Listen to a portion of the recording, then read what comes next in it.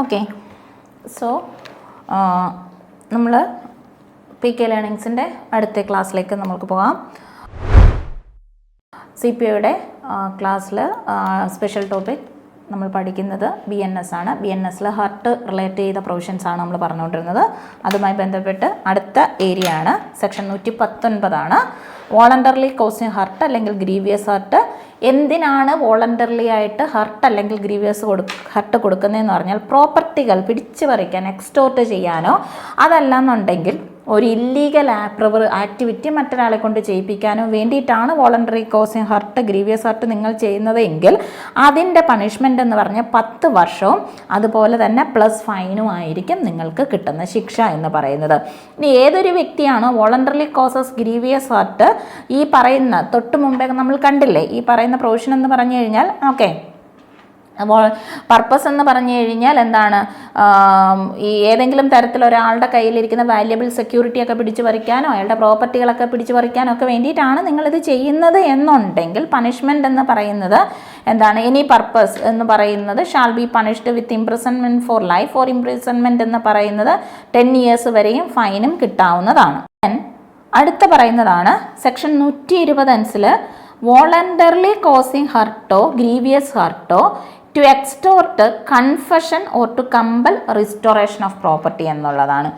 ഒരു കുറ്റം ഏറ്റെടുക്കാൻ വേണ്ടിയിട്ട്, കുറ്റം സമ്മതം നടത്തിപ്പിക്കാൻ വേണ്ടിയിട്ടാണ് നമ്മൾ ഹർട്ടോ ഗ്രീവിയസ് ഹർട്ടോ അതല്ലാന്നുണ്ടെങ്കിൽ പ്രോപ്പർട്ടികൾ തിരിച്ചെടുക്കുന്നതിന് വേണ്ടിയിട്ട് റീസ്റ്റോർ ചെയ്യാൻ വേണ്ടിയിട്ടാണ് നിങ്ങൾ ഹർട്ടോ ഗ്രീവിയസ് ഹർട്ടോ കൊടുക്കുന്നത് എന്നുണ്ടെങ്കിൽ ഏതൊരു വ്യക്തി ആയിക്കൊള്ളട്ടെ, who ever voluntarily causes heart എന്ന് പറയുന്ന പർപ്പസ് എന്ന് പറഞ്ഞാൽ എക്സ്റ്റോർട്ടിങ് ആണ്, അതല്ല ഫ്രം ദി സഫറർ. അപ്പം നമ്മുടെ മുന്നിൽ ഇരിക്കുന്ന ഒരാളുടെ കയ്യിൽ നിന്ന് നമ്മൾ പിടിച്ച് പറിച്ച് മേടിച്ചെടുക്കുകയാണ്.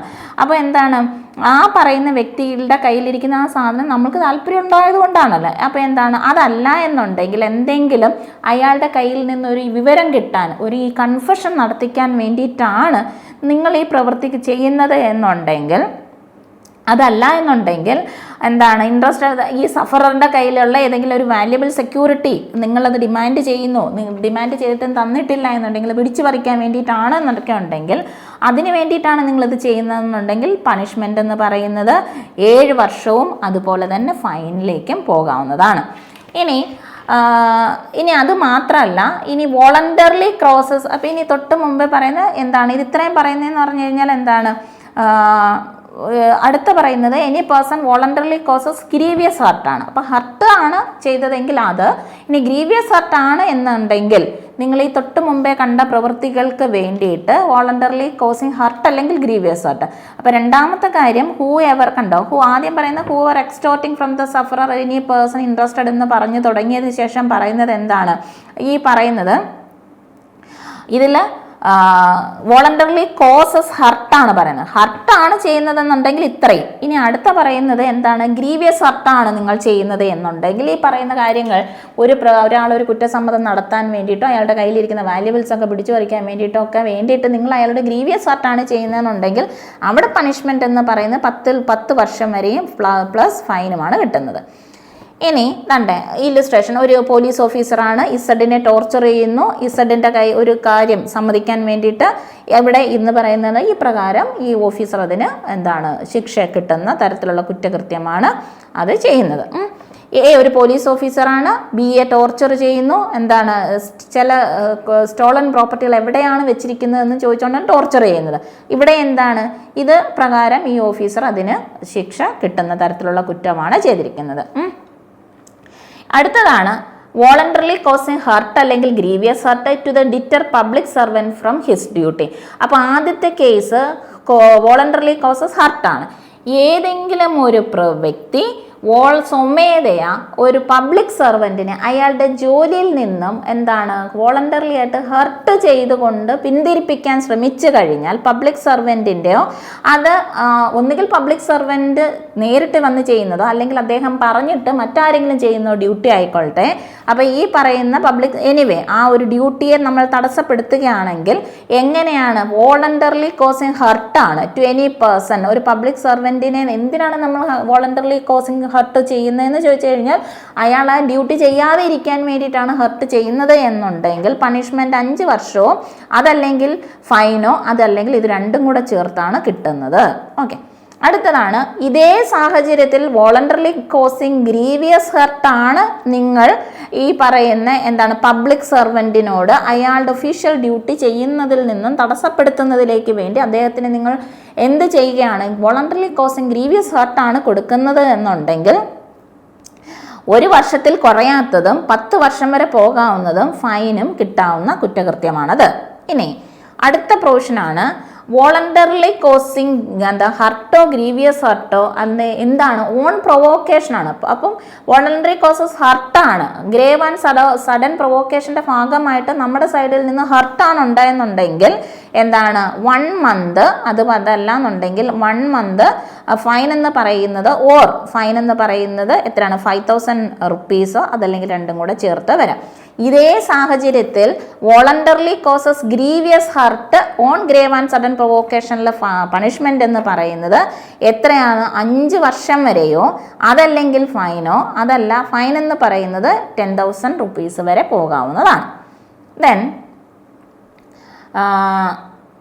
ഇത് ഈ പ്രൊവിഷൻസ് എന്ന് പറഞ്ഞാൽ സെയിം എന്ന് പറഞ്ഞു കഴിഞ്ഞാൽ 101 നമ്മൾ പറഞ്ഞ മർഡറിൻ്റെ അതേ പ്രൊവിഷൻസുമായിട്ട് ബന്ധപ്പെട്ട് വരുന്നതാണ്. നിങ്ങൾ കോസിങ് ഹർട്ട്, ഇവിടെ ഹർട്ട് സംഭവിക്കുന്നത് എങ്ങനെയാണ്, പോയിസണോ അതല്ല എന്നുണ്ടെങ്കിൽ causing hurt by means poison വഴിയൊക്കെയാണ് നിങ്ങൾ ഹർട്ട് സംഭവിപ്പിക്കുന്നത് എന്നുണ്ടെങ്കിൽ പണിഷ്മെൻ്റ് എന്ന് പറയുന്നത് ഇംപ്രിസൺമെൻ്റ് ആണ്. അത് 10 വർഷം വരെ പോകാവുന്നതും പ്ലസ് ഫൈനും കിട്ടുന്ന തരത്തിലുള്ള ഇംപ്രിസൺമെൻ്റ് ആണ്.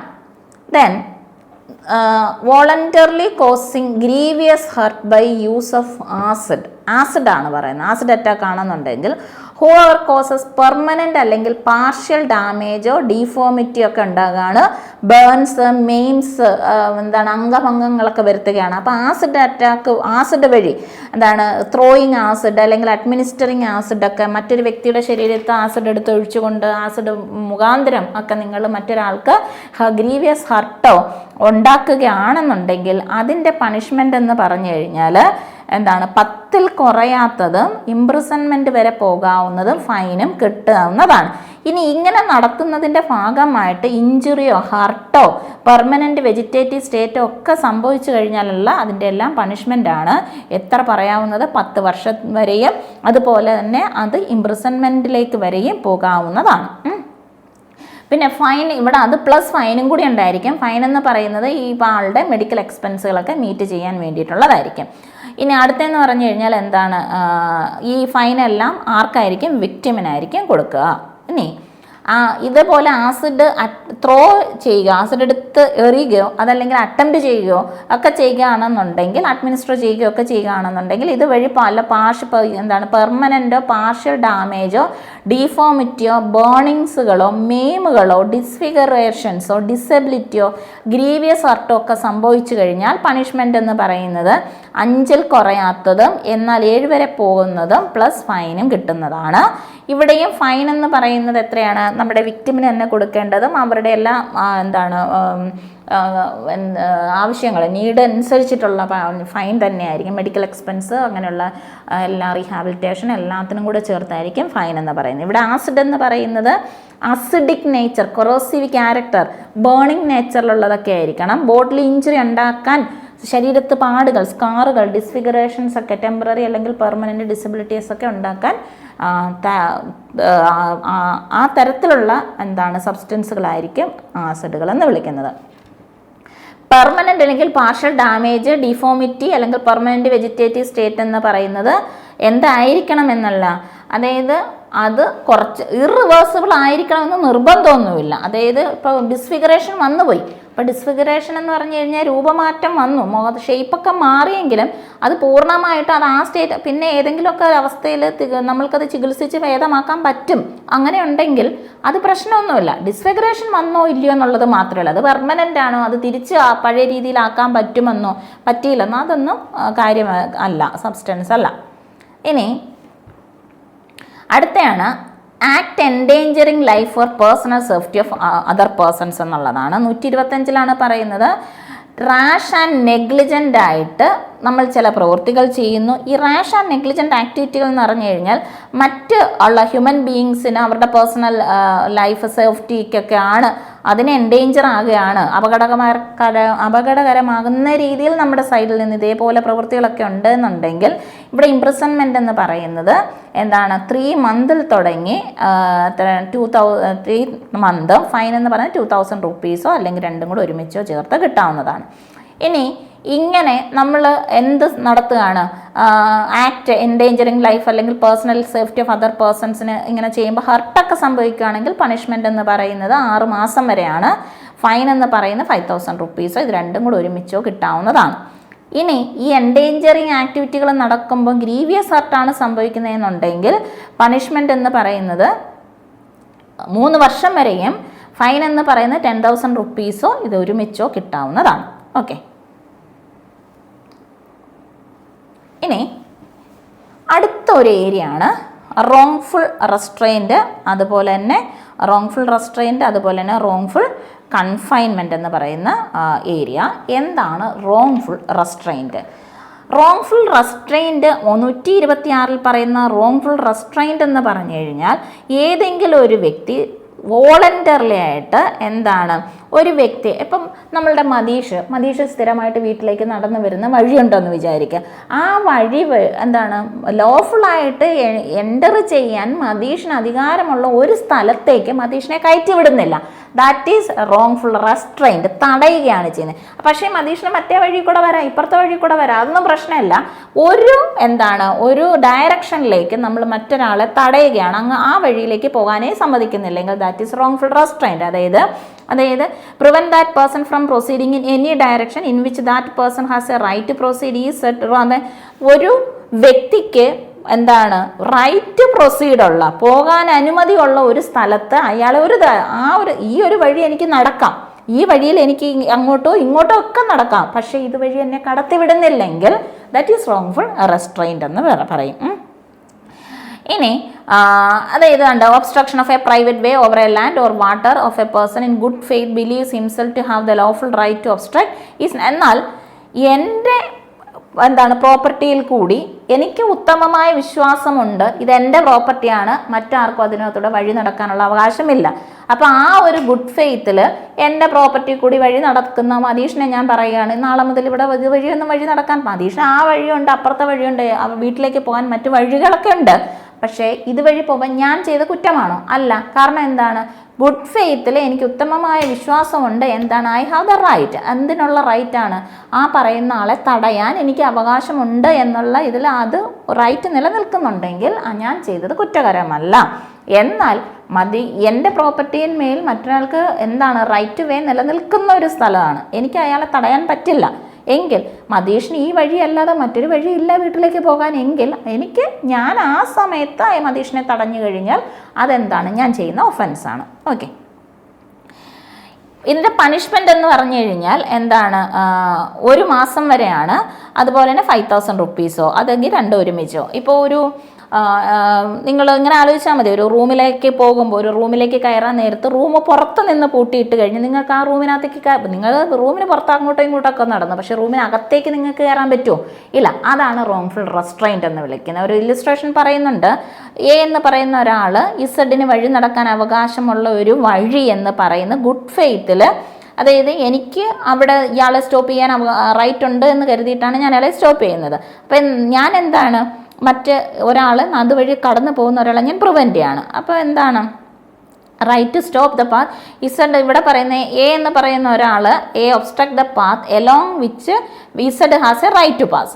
എ നോട്ട് ബിലീവ്, പക്ഷേ ഈ കേസിനകത്ത് എ ഗുഡ് ഫെയ്ത്തിലല്ല ചെയ്യുന്നത് എങ്കിൽ അയാൾ ചെയ്തത് കുറ്റമാണ്. ഓക്കെ, ഇനി റോങ്ഫുൾ കൺഫൈൻമെൻ്റ് എന്ന് പറയുമ്പോൾ, നിങ്ങളൊരു റൂമിനകത്തേക്ക് കയറാൻ ചെല്ലുമ്പോൾ റൂം പുറത്ത് നിന്ന് അടച്ചിട്ടിരുന്നാൽ റോങ്ഫുൾ റെസ്ട്രെയിൻറ്റ് ആണെങ്കിൽ, നിങ്ങൾ റൂമിനകത്ത് കയറി, ഈ റൂമിൻ്റെ അകത്ത് നിങ്ങൾ കയറിയതിന് ശേഷം പുറത്തു നിന്ന് ഈ സാധനം പൂട്ടിക്കഴിഞ്ഞാൽ നിങ്ങൾക്ക് ഈ റൂമിൻ്റെ 4 ചുമരുകൾക്കുള്ളിനകത്ത് മാത്രമേ, റൂമോ വീടോ ആ ഒരു പ്രത്യേക ഡയറക്ഷൻ അതിനകത്ത് മാത്രമേ നിൽക്കാൻ പറ്റൂ. നിങ്ങൾ കൺഫൈൻ ചെയ്യൂ, അതായത് അടങ്കലിൽ വെച്ച് കഴിഞ്ഞു എന്ന് പറയാം. അതാണ് റോങ്ഫുൾ കൺഫൈൻമെൻറ്റ്.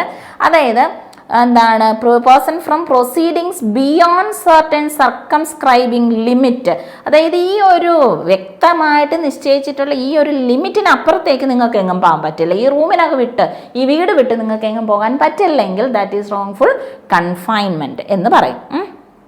അതെ, A causes Z to go within a walled space, ഒരു അടച്ച് വാൾഡ് ആയിട്ടുള്ള ഭിത്തികളുള്ള ഒരു സ്ഥലത്തേക്ക് പോവുകയും അവിടെ ലോക്ക് ചെയ്യുകയും ചെയ്യുന്നു. ഇസഡിനെ അപ്പോൾ എന്താണ്, ഇസഡിന് ആ റൂമിനകത്തല്ലാതെ വേറെ എവിടേക്കെങ്കിലും പോകാൻ പറ്റുമോ? സോ പറ്റില്ല. അപ്പോൾ അതെന്താണ്, റോങ്ഫുൾ കൺഫൈൻമെൻ്റ് ആണ്. ഇനി റോങ്ഫുള്ളി കൺഫൈൻ ചെയ്ത് കഴിഞ്ഞാൽ പണിഷ്മെൻ്റ് എന്ന് പറയുന്നത് എന്താണ് 1 year വരെയോ, അതല്ല എന്നുണ്ടെങ്കിൽ ഫൈൻ എന്ന് പറയുന്നത് 5,000 rupees അതല്ലെങ്കിൽ രണ്ടും കൂടി ഒരുമിച്ചോ കിട്ടുന്നതാണ്. ഏതെങ്കിലും ഒരു വ്യക്തിയെ റോങ്ഫുള്ളി കൺഫൈൻ 3 ദിവസത്തിൽ കൂടുതൽ, ഓക്കെ, അപ്പോൾ 3 ദിവസത്തിൽ കൂടുതൽ റോങ്ഫുൾ കൺഫൈൻമെൻറ്റ് വന്നു കഴിഞ്ഞാൽ അവിടെ പണിഷ്മെൻ്റ് എന്ന് പറയുന്നത് 3 years 3 വർഷം. അപ്പം 3 days വരെ ഒരുത്തനെ ഒരു റൂമിൽ പിടിച്ച് പൂട്ടിയിട്ടിരിക്കുകയാണ് എന്നുണ്ടെങ്കിൽ അവിടെ കിട്ടുന്ന പണിഷ്മെൻ്റ് എന്ന് പറഞ്ഞു കഴിഞ്ഞാൽ 3 year അതല്ലെങ്കിൽ ഫൈൻ എന്ന് പറയുന്നത് എത്രയാണ്, 10,000 rupees അതല്ലെങ്കിൽ ഇതിൽ ഒരുമിച്ചോ ആകാവുന്നതാണ്. ഇനി 10 ദിവസം അതിൽ കൂടുതൽ ഒരുത്തനെ പിടിച്ച് പൂട്ടിയിട്ടിരിക്കുകയാണെന്നുണ്ടെങ്കിൽ പണിഷ്മെൻറ്റ് 5 വർഷവും അതുപോലെ തന്നെ ഫൈൻ എന്ന് പറയുന്നത് എന്താണ് 10,000 കുറയാത്ത ഫൈനും കിട്ടുന്നതാണ്. Then whoever keeps any person in wrongful confinement, അതായത് ഒരുത്തനെ പിടിച്ച് നമ്മൾ റോങ്ഫുൾ കൺഫൈൻ ചെയ്തു, നമ്മൾക്കറിയാം ഇവനെ പുറത്ത് കൊണ്ടുവരാൻ വേണ്ടി ഹേബിയസ് കോർപ്പസ് ഫയൽ ചെയ്ത് ആ ഹേബിയസ് കോർപ്പസ് റിട്ട് ഓഫ് ലിബറേഷനൊക്കെ ഓൾറെഡി ഇയാൾക്ക് എന്താണ് പുറത്തിറക്കാൻ വേണ്ടിയിട്ട് റിട്ടൊക്കെ അലൗ ചെയ്ത് കിടക്കുന്ന ഒരു കേസാണെന്ന് അറിഞ്ഞിട്ട് പോലും മതീഷിനെ നമ്മൾ പുറത്ത് വിടുന്നില്ലെങ്കിൽ അവിടെ പണിഷ്മെൻ്റ് എന്ന് പറഞ്ഞു കഴിഞ്ഞാൽ 2 വർഷം വരെയും, അതായത് എത്ര ദിവസം അവിടെ കിടക്കുന്നുണ്ട് എന്നുള്ളതാണ്. അപ്പം 3 ദിവസത്തിൽ കൂടുതലാണോ 10 ദിവസത്തിൽ കൂടുതലാണോ 15 ദിവസത്തിൽ കൂടുതലാണോ എന്നുള്ളത് കൂടാതെ, ഇല്ലെങ്കിൽ ആദ്യം പറയുന്ന റോങ്ഫുൾ കൺഫൈൻമെൻറ്റിൻ്റെ ഉള്ള പണിഷ്മെൻറ്റ്, ആദ്യം ദിവസങ്ങൾ മാറുന്നതിനനുസരിച്ചുള്ള അതിൻ്റെ പണിഷ്മെൻറ്റ്, ഇത് കൂടാതെ പ്ലസ് ഇതിനോടൊപ്പമാണ് എന്താണ് 2 years ഇൻ അഡീഷൻ ടു നേരത്തെ പറഞ്ഞത് കൂടാതെ ഇതിനോടൊപ്പം ഒരു 2 വർഷം കൂടെ ചേർത്ത് കൊടുക്കും. ഓക്കെ, ഇനി ഇതേപോലെ തന്നെ റോങ്ഫുൾ കൺഫൈൻ ചെയ്യുന്നതെന്ന് പറഞ്ഞു കഴിഞ്ഞാൽ എന്താണ്, കൺഫൈൻമെൻ്റ് എന്ന് പറഞ്ഞു കഴിഞ്ഞാൽ ആരെ അറിയിക്കത്തില്ല. കൺഫൈൻ ചെയ്തിരിക്കുന്നതെന്ന് പറഞ്ഞു കഴിഞ്ഞാൽ പബ്ലിക് സർവൻറ്റിനെ ആരെയും ഒരു കാരണവശാലും ഈ പുറം ലോകം അറിയിപ്പിക്കാൻ നമ്മൾ ഉദ്ദേശിക്കാത്ത രീതിയിലാണ് ഇയാളെ നമ്മൾ തടങ്കലിൽ വെക്കാൻ ഉദ്ദേശിക്കുന്നത് എന്നുണ്ടെങ്കിൽ അവിടെ, അതായത് ഓരോന്നിൻ്റെ അനുസരിച്ച് ഉദ്ദേശം മാറുകയാണ്. അവിടെ പണിഷ്മെൻ്റ് എന്ന് പറയുന്നത് എന്താണ് 3 years ആണ്. അതേ തൊട്ട് മുകളിൽ പറഞ്ഞിട്ടുള്ള ദിവസങ്ങൾ അനുസരിച്ച് മാറുന്നതനുസരിച്ച് അത് കൂടാതെയുള്ള 3 വർഷവും കൂടി കിട്ടുന്നതാണ്. ഓക്കെ, പ്ലസ് ഫൈനും ഉണ്ടായിരിക്കും.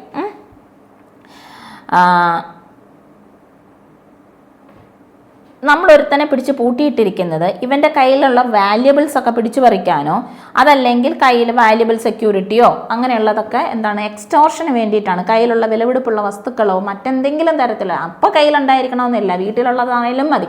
അപ്പോൾ ഇതൊക്കെ പിടിച്ചു പറിക്കണ ഉദ്ദേശത്തിലാണ് നമ്മളിത് ചെയ്യുന്നത് എന്നുണ്ടെങ്കിൽ പണിഷ്മെൻ്റ് എന്ന് പറയുന്നത് 3 വർഷവും പ്ലസ് ഫൈനും ആയിരിക്കും.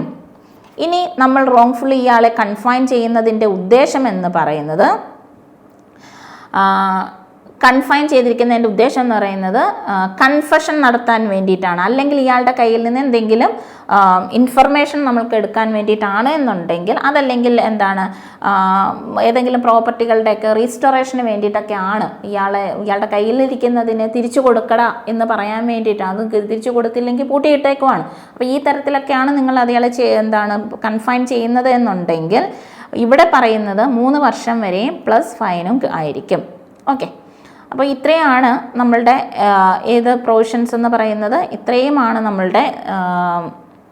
നമ്മളിന്ന് കണ്ട എന്താണ് ഒഫൻസ് അഗെയിൻസ്റ്റ് ബോഡിക്ക് അഗെയിൻസ്റ്റ് ആയിട്ട്, ഒഫൻസ് അഗെയിൻസ്റ്റ് ബോഡിക്ക് അഗെയിൻസ്റ്റ് ആയിട്ട് നമ്മൾ പറയുന്ന പ്രൊവിഷൻസ് എന്ന് പറയുമ്പോൾ ഓൾമോസ്റ്റ് എല്ലാ പ്രൊവിഷൻസും ഇപ്പോൾ നമ്മൾ കഴിഞ്ഞിട്ടുണ്ട്. ഇനി നാളെ നമ്മൾ സിലബസ് അനുസരിച്ചിട്ടുള്ള അടുത്ത ക്ലാസ്സിൽ നമ്മൾ അടുത്ത പോർഷനുമായിട്ട് നമ്മൾക്ക് വീണ്ടും കാണാം. സോ ക്ലാസ്സുകളൊക്കെ നന്നായിട്ട് കേൾക്കുക, കാര്യങ്ങൾ മനസ്സിലാക്കുക. ഹർട്ട്, ഗ്രീവിയസ് ഹർട്ട്, അതുപോലെ തന്നെ hurt, grievous hurt, wrongful restraint, wrongful confinement വ്യക്തമായിട്ട് ഓർത്തിരിക്കുക.